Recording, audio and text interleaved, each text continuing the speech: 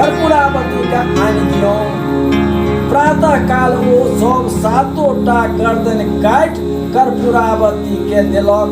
सातोटा मूड़ी के देख कर्पूरावती अति प्रसन्न भेली। कर्पूरावती ओ सातोटा जे मूड़ी के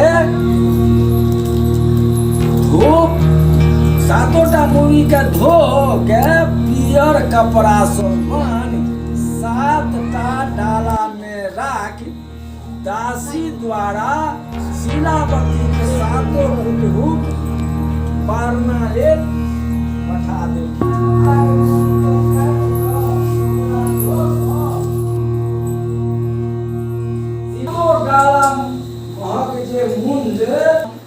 दासी ओहिठाम से गेल, सब समाचार लेलक आ समाचार पावे मालकिन के सुनेलक।